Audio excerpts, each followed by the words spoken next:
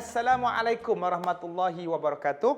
Salam sejahtera kepada semua penonton di rumah, sama ada kepada yang Muslim ataupun kepada yang non-Muslim. Semoga Cik Man harapkan anda semua berada dalam keadaan sihat, walafiat, dan kalau ada yang tengah tengok TV terbaring daripada katil hospital tu, Cik Man ucapkan syafakallah. Semoga dipermudahkan, disembuhkan Allah Subhanahu Wa Taala. Baik.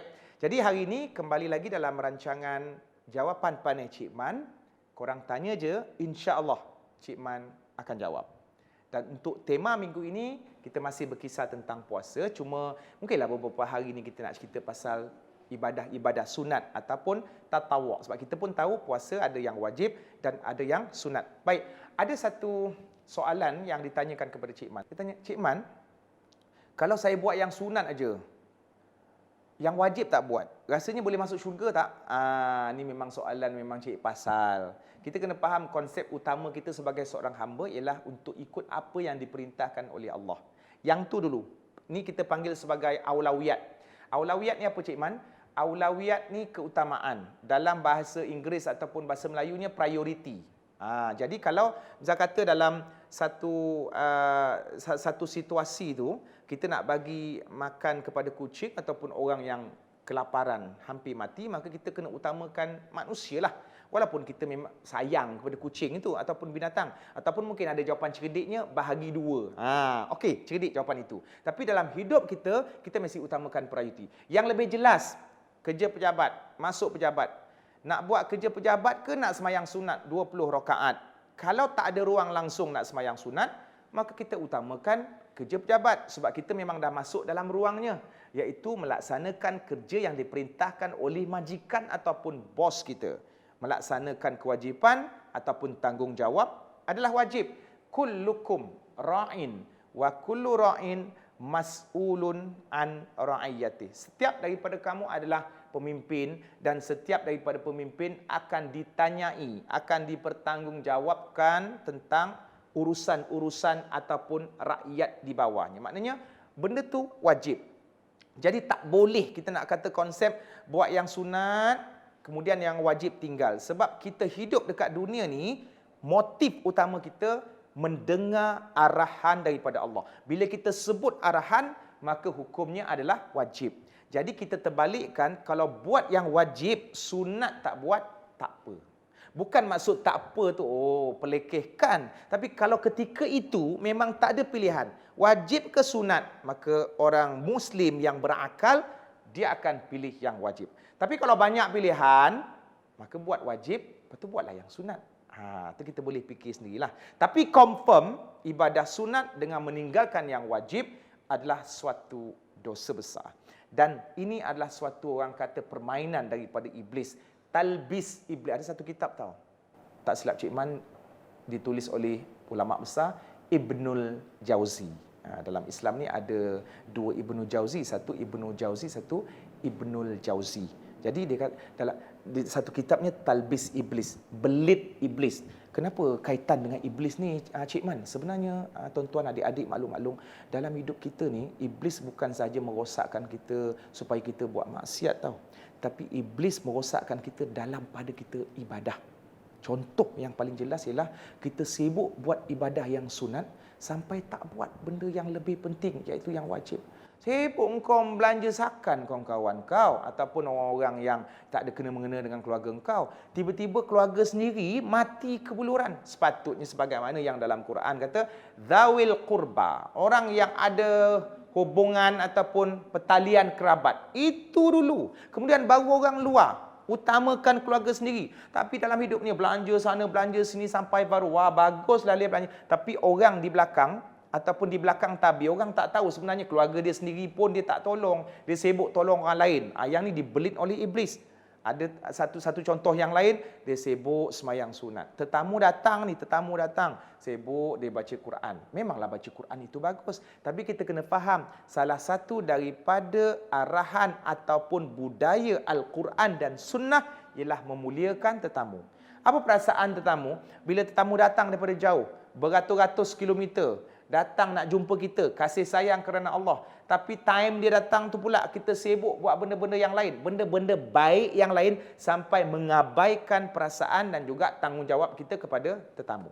Bukankah Nabi ada sebut, man kana yu'minu billahi wal yaumil akhir falyukrim dhaifah. Barang siapa yang beriman dengan Allah dan hari akhirat, hendaklah dia memuliakan tetamunya. Jadi siapa cakap kita buat baik pada tetamu ni hanya semata-mata hal keduniaan. Alah, tetamu datang, tetamu ni kalau nak borak-borak dengan dia, nak masak untuk dia, itu cerita-cerita dunia, Cik Man. Ini saya duduk dalam bilik baca Quran. Betul, baca Quran itu bagus, tetapi dalam situasi yang tertentu kita mesti buat pilihan yang terbaik. Maka dalam satu benda yang penting, ada benda yang lebih penting. Itu dalam bahasa Arab disebut al-aham minal muhim, yang lebih penting daripada yang penting-penting. Dalam hidup kita ada 10 benda penting untuk kita buat tiap-tiap hari. Daripada 10 ini, mesti ada satu yang paling penting. So, utamakan nombor 1. Dah selesai nombor 1, baru buat jatuh ke nombor 2. Dah layan tetamu elok-elok, barulah kita baca Quran ataupun buat perkara-perkara yang baik. Bahkan berbuat baik kepada tetamu adalah ajaran daripada Al-Quran juga As-Sunnah. Baik. Kemudian ada juga persoalan-persoalan daripada netizen berkenaan dengan tetamu tadi. Cik Man, kalau tetamu datang dan tetamu terasa hati, berdosa ke? Baik. Sebenarnya hak kita. Tetamu tu kita nak buka pintu ke tidak, hak kita. Tapi dekat sana dalam Islam ada perbahasan yang disebut sebagai akhlak dan peribadi. Walaupun, okey, cik datang daripada mana? Ini contohnya rumah kita dekat Seremban. Cik datang daripada mana? Saya daripada Indonesia ataupun saya daripada Singapura. Bolehkah saya jadi tetamu? Datang besok boleh. Ingat Indonesia ni jalan kaki ke?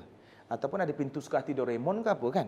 Nak suruh orang tu datang besok. Orang tu mungkin surprise kita supaya kita nak rasa gembira dan seumpama. Tapi apa yang dia harapkan, apa yang dia dapat tak sebagaimana yang kita harap. Jadi walaupun tak wajib kita nak terima tetamu, tapi apalah salahnya keindahan budi kita, keindahan akhlak kita dan peribadi kita. Dengan cara kita layan dia, kita dapat pahala tambahan. Kita memuliakan orang, bagi makan orang. Dalam hadis Nabi sebut tentang orang kata bagi makan pada orang yang berpuasa. Siapa yang bagi makan pada orang yang berpuasa, maka dia akan diberi pahala dengan sedikit pun tidak mengurangkan pahala orang yang berpuasa tersebut. So benda-benda macam ni kita kena ambil perhatian. Okey, Cik Man berhenti dulu setakat ini, tapi bukan bermaksud kita habis tamat pembahasan tentang ini. Kembali selepas ini rehat dalam rancangan Jawapan Panih Cik Man.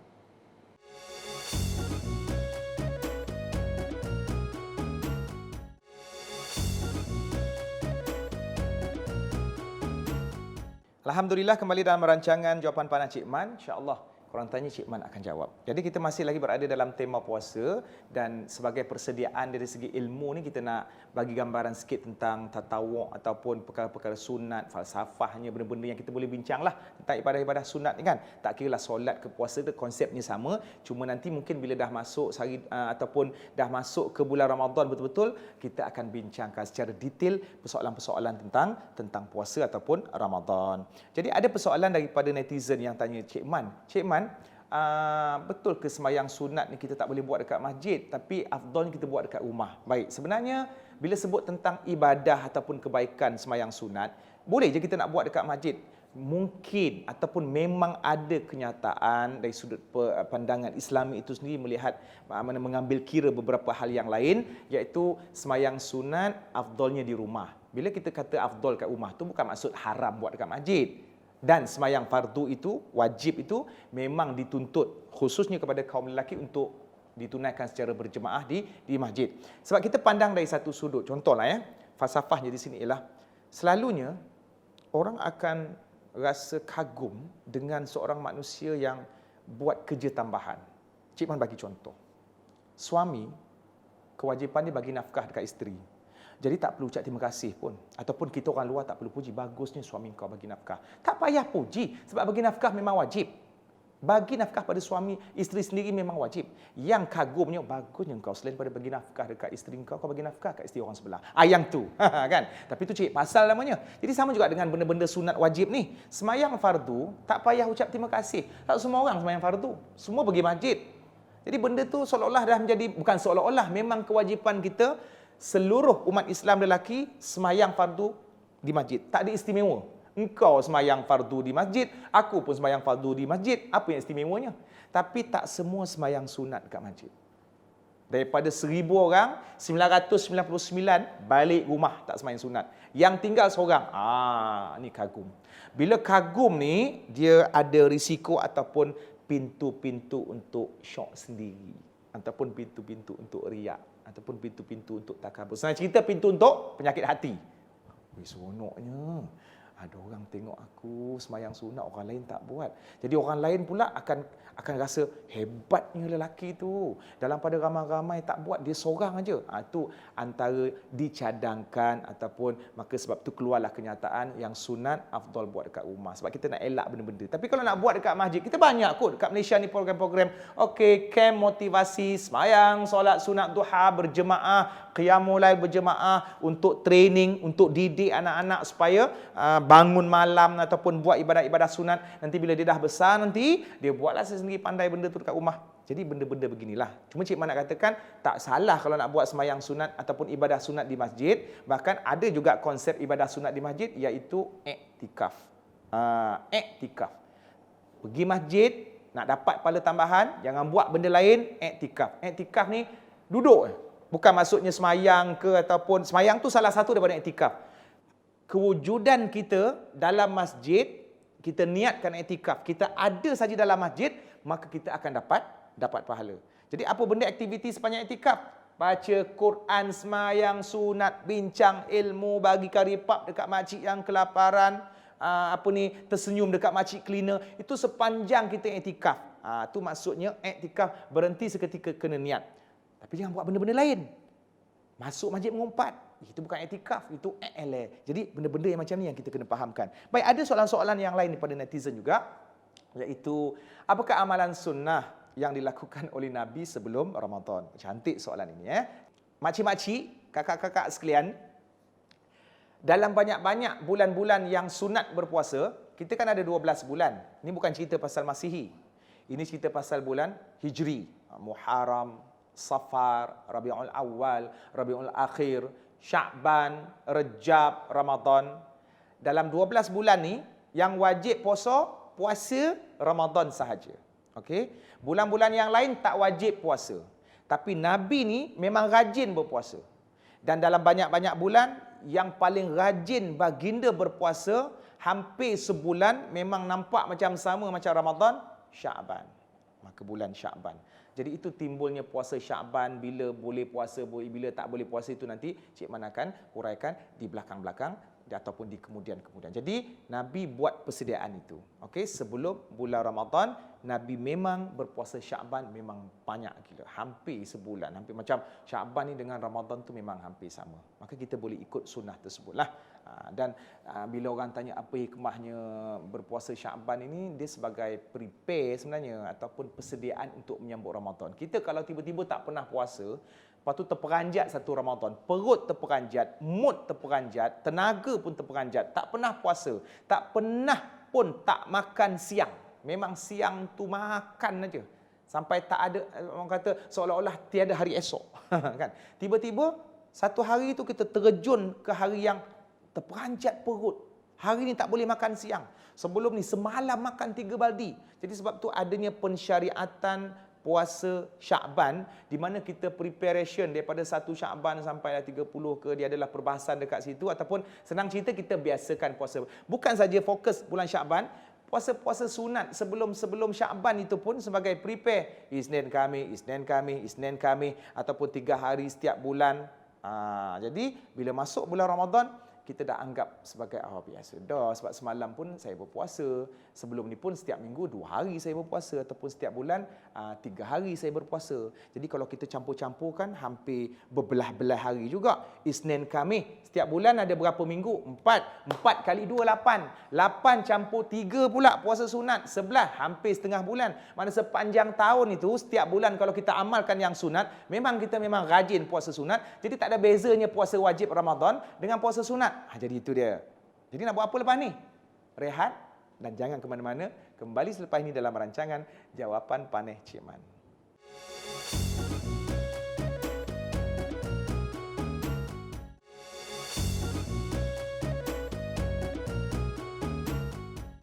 Alhamdulillah, kembali ke rancangan Jawapan Panih Cik Man.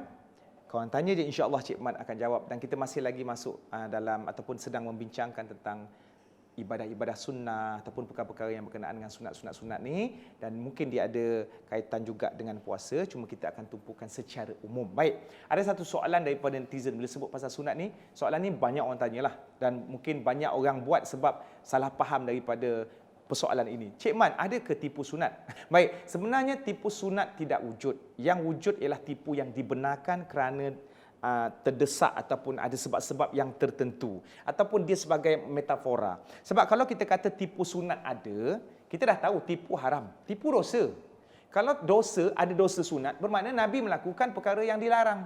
Itu Nabi pun menipu juga. Jadi itu dia punya konsekuen ataupun dia punya kesimpulannya. Jadi secara tuntas ataupun secara jelasnya tidak ada istilah tipu sunat. Tapi dalam keadaan-keadaan tertentu untuk menyelamatkan keadaan ataupun untuk orang kata memberikan kesempurnaan menyelesaikan sesuatu hal, maka dibenarkan untuk menipu. Daruratlah senang cerita ya. Ada 3 situasi yang disebut dalam hadis, iaitu yang pertama tipu untuk memperbaiki hubungan suami isteri. Ambil hati dia sebenarnya. Bila sebut tipu ni nampak macam, takkan boleh buat dosa kot. Ambil hati. Ayang ni cantik, ayang ni lah paling cantik dalam hidup abang. Padahal ramai je pun perempuan lagi cantik pada bini dia. Tapi nak ambil hati punya pasal. Ayang ni, ya Allah, ramping. Makin lama makin ramping. Nampak menganjing. Padahal peti ais 3 pintu dah. Jadi benda-benda yang begini, tujuan dilakukan walaupun kita nampak dari segi zahirnya tak betul. Tapi dia sebagai jalan ambil hati untuk memperbaiki hubungan antara suami dan isteri. Yang keduanya ialah helah di dalam peperangan. Helah dalam peperangan. Kita buat satu strategi, kita nampakkan yang kita ni seolah-olah macam nak berundur. Jadi bila musuh tengok kita nak berundur, jadi dia ingat peperangan dah selesai. Rupa-rupanya kita buat serang hendap ke ataupun ada strategi-strategi yang lain. Maka ini kita panggil sebagai helah. Strategi peperangan lah ya. Sebagai ganti nama kepada tipu tu. Yang ketiga, cara untuk memperbaiki 2 orang sahabat yang bergaduh. Tipu yang dibenarkan untuk memperbaiki antara 2 orang yang sedang berseteru, yang berdendam, yang bergaduh. A, B bergaduh. C jadi orang tengah. Jangan jadi batu api. Itu namam. Itu seksa pedih dekat dalam kubur. Nabi dengar ada orang terseksa. Nabi tanya, kau tahu tak kenapa dia terseksa? Sebab antara salah seorangnya batu api. Jadi kita orang tengah sebagai pembaik pulih. Itu kata menghubungkan silaturahim. Kita kata dekat A, B rindu betul dengan kau. Memang betul lah, dulu-dulu dia pernah rindu. Lepas tu C pergi dekat B, A selalu tanya dekat engkau, A selalu tanya dekat aku pasal engkau. Jadi dua-dua ni dah perasan.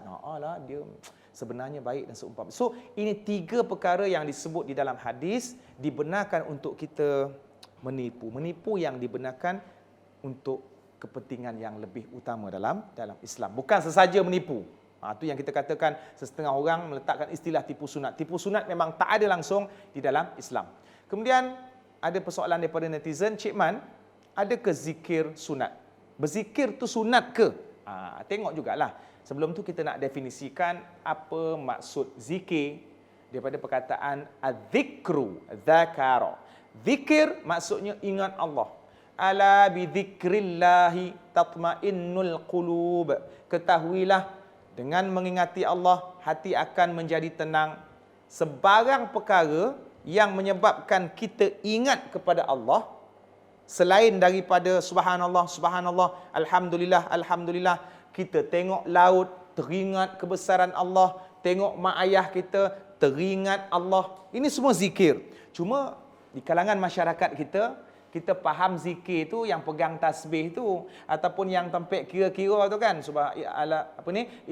ilahilastulil firdaus ataupun Allahumma anta rabbi la ilaha illa anta khalaqtani, 33 kali subhanallah, 33 kali Allahu akbar, 33 kali alhamdulillah. Yang tu zikir juga. Tapi zikir ni sebenarnya luas. Yang sebagaimana Cik Man sebut, sebarang perkara dan aktiviti yang kita buat, yang paklung-maklung buat, yang membawa ingatan kepada Allah, maka itu juga adalah zikir. Kalau dengan masak untuk suami, mengingatkan kewajipan kita terhadap suami sebab itu perintah Allah, maka itu boleh dianggap juga sebagai zikir. Jadi ada ke zikir yang sunat? Ada je. Zikir ada sunat, ada wajib. Zikir wajib apa dia? Solat tu zikir. Solat itu yang menyebabkan kita ingat kepada Allah, dan pertalian yang paling dekat. Dalam solat ada bacaan, ada sunat. Subhana rabbiyal azim wa bihamdi. Subhana rabbiyal a'la wa bihamdi. Itu sunat. Yang wajib suratul Fatihah ataupun tahiyat akhir. Ini maknanya penyebutan-penyebutan yang menyebabkan kita ingat kepada Allah. Kita panggil sebagai zikir yang wajib. Maka itu yang kita sebut sebagai zikir sunat ataupun zikir wajib. Baik, terusnya. Ini cerita-cerita sunat lah, semua nak kaitkan dengan perbuatan. Sebab tu ada soalan netizen, Cik Man, ada tak mandi sunat? Sama jugalah konsepnya, ibadah ni ada sunat, ada wajib. Ada mandi wajib, ada mandi sunat. Mandi wajib tu kita fahamlah. Mandi sunat, ada mandi yang ditentukan pada hari-hari yang khusus. Contohnya, mandi hari Jumaat, walaupun ulama ada perbahasan kat situ hukum sunat ataupun wajib. Mandi pada hari raya kan, mandi sunat hari raya. Dan kita akan dapat pahala juga kalau kita mandi tiap-tiap hari, mandi yang kebersihan ni tadi. Kita mandi dengan tujuan kita nak mengikut perintah Allah, menjaga kebersihan dan mengikut perintah dan juga saranan Nabi Muhammad sallallahu alaihi wasallam untuk menjaga kebersihan, dan kita niatkan semoga dengan mandi itu tadi kita akan lebih segar, kita akan lebih sihat untuk memudahkan kita melaksanakan ibadah-ibadah yang lain. Jadi ini antara yang dapat Cik Man kongsikan pada hari ini berkenaan dengan isu ibadah sunat dan juga perkara-perkara yang berkaitan dengan ibadah-ibadah sunat. Kita ada lagi ruang untuk bincangkan tentang tema minggu ini. Jangan lupa esok kita jumpa pada hari yang berbeza, waktu yang sama di channel yang sama. Jawapan Panih Cik Man. Jumpa esok. Assalamualaikum.